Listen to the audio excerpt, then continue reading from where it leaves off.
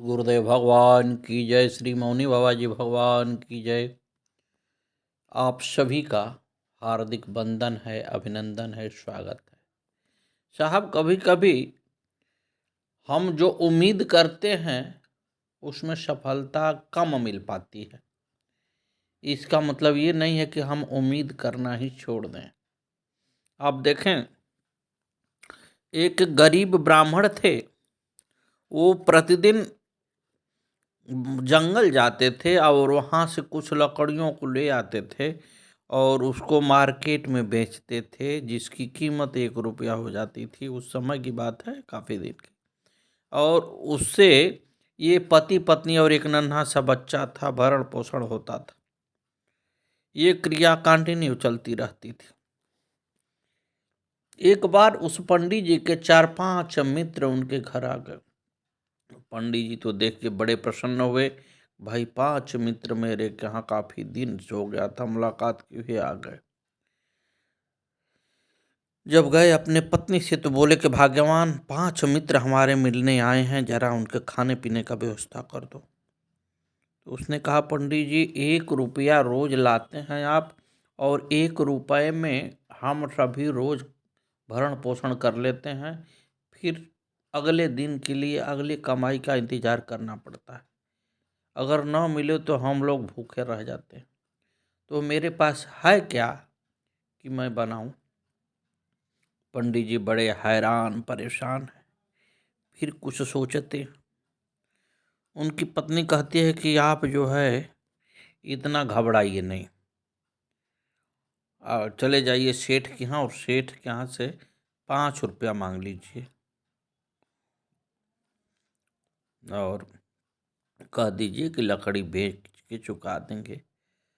तो वो कहे पंडित जी कि ठीक है, अगर मान लीजिए कि साहूकार मुझे 5 रुपया दे भी दे तो हम चुकाएंगे कैसे? हम खाएंगे कि उपवास करेंगे, क्या करेंगे, कैसे चुकाएंगे? तो उन्होंने कहा कि घबराइए मत, आपके 5 मित्र आए हैं तो वो लोग हमारे पुत्र के लिए भी अगर कुछ देंगे तो हमारा काम हो जाएगा, वापस कर दिया जाएगा। अगर 1-1 रुपया लोग देते हैं तो 5 रुपया वापस हो जाएगा और तुरंत वापस कर देंगे। पंडित जी ने कहा, ये तो तुम ठीक कही। अगर नहीं दिए तब तो कही कि जी तब का बाद बाद में देखा जाएगा। बहरहाल गए साहूकार के यहाँ पंडित जी। पंडित जी को जो है बड़े प्रेम से समझाते बुझाते हुए साहूकार ने दे दिया। लो भाई, पैसा वापस जल्दी कर देना। पंडित जी कहे, आप घबराइए नहीं, हो सकता है कि आज शाम तक दे दें। नहीं, कल तक जरूर हम पैसा आपको दे देंगे। पंडित जी लेके सामान सब मार्केट से आते हैं। मित्रों को उनकी पत्नी काफ़ी बढ़िया से बना के सब भोजन कराती हैं। इसके बाद वो लोग थोड़े देर में निकल जाते हैं, चले जाते हैं। अब ये लोग तो परेशान हो गए कि ला, ये लोग खाए भी और कुछ लाला को दिए भी नहीं और निकल लिए। अब क्या होगा? पंडित जी पंडिताइन से कह रहे हैं, पंडिताइन अब क्या होगा?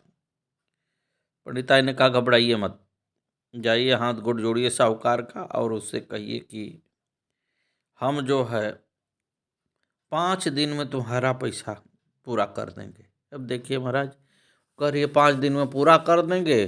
पत्नी उनकी कह रही है कि भाई 5 दिन हम लोग व्रत कर लेंगे, उसमें क्या है, 5 दिन का पैसा उनको दे दीजिएगा।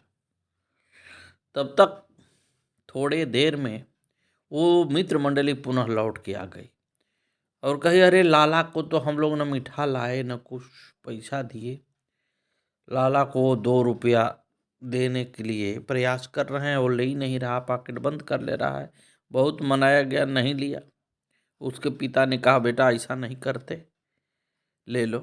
नहीं लिया, कहा हम नहीं लेंगे। अंत में भागा वहाँ से। उसकी माँ ने उसको डांटा, कहा कि तुमको पैसा लेना है, तुमको पता है ना, तुम क्यों पॉकेट बंद कर लिए, अपना नहीं ले रहे? उसने कहा कि माँ, वो 2 रुपया दे रहे हैं और चाहिए था 5 रुपया। हम बात आपकी सुन रहे थे, तो 2 रुपया लेके हम क्या करेंगे? महाराज ये एक भावना होती है बच्चे की, देखिए वो समझ रहा है। तो इसी से यही सब चीज़ों को देखकर सदगुरु दत्तात्रेय भगवान जो है मनुष्य को के बालक को अपना गुरु मान लिए। अब देखिए संतों की बात करें, एक प्रसिद्ध संत वृंदावन में थे,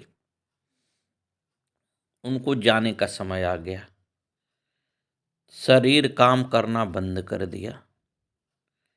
बड़ी लगनी थे, संत महात्मा होते ही है बड़े लगने। अब उनका जो है हार्ट में दिक्कत आ गई, संत जी जो है भर्ती हो गए हैं हॉस्पिटल में। उनको बेहोशी का इंजेक्शन लगा दिया गया कि बेहोश हो जाएंगे। इसके बाद हार्ट को खोल के और ऑपरेशन हो रहा है, लेकिन वो बेचारे ऑपरेशन के बाद नहीं सक्सेस हुआ, चले गए। लेकिन इतना सुंदर महात्मा थे, डॉक्टरों से जब पूछा गया कि भाई कैसे क्या हो गया, उन्होंने कहा कि सब कुछ हम लोग सही कर रहे थे, लेकिन आने जाने का भी एक समय है। लेकिन इतना बढ़िया संत थे कि उनको जो है बेहोशी के इंजेक्शन के बाद भी वो हमारो वृंदावन, हमारो वृंदावन, हमारो वृंदावन वो कहते ही रह गए। कभी बेहोशी उनके ऊपर हावी नहीं हो पाई कि वो जबान को बंद करें, और इतना कहते ही उनका प्राण पकड़ो निकल गया। धनाढ्य व्यापारी के पुत्र सुमंत तथा श्रमिक के पुत्र तरुण ने एक ही दिन भगवान बुद्ध से उपदेश ग्रहण पर बिहार में रहना शुरू किया। बिहार के प्रधान भिक्षु अश्वनी को यह जिम्मेदारी सौंपी गई कि वह दोनों को आदर्श जीवन जीने की तरीका सिखाए। श्रेष्ठी पुत्र सुमंत हर व्यक्त अध्ययन व उपदेश ग्रहण करने में लगा रहता, जबकि तरुण बिहार की सफाई करता, भिक्षुओं की सेवा करता तथा पेड़ पौधों को सींचने में लगा रहता। एक दिन प्रधान भिक्षु ने एकांत पाकर तथागत से प्रश्न किया, सुमंत वह तरुण एक ही दिन आपसे उपदेश ग्रहण करके बिहार में आए हैं। सुमंत शरीर से ज़्यादा बलशाली है, फिर भी वह हाथों से सेवा कार्य करने में कतराता है, जबकि तरुण रात दिन सेवा कार्यों में लगा रहता है। दोनों की प्रवृत्ति में इस अंतर का कारण क्या है? भगवान बुद्ध ने बताया, श्रेष्ठी पुत्र होने के कारण सुमंत ने बचपन सुख सुविधाओं में बिताया है। उसने सेवकों से सेवा कराई है, कभी किसी की सेवा नहीं की, इसलिए उसके सेवा भावी बनने में समय लगेगा। जबकि तरुण सेवा का अभ्यासी रहा है, इसलिए वह सेवा में जुटा रहता है। लेकिन तुम देखना, तरुण सेवा के बल पर सुमंत से बहुत पहले ही अपना मानव जीवन सार्थक बनाने में सफल हो जाएगा। गुरुदेव महाराज की जय। जय जय श्री सीताराम। आगे की कथा कल।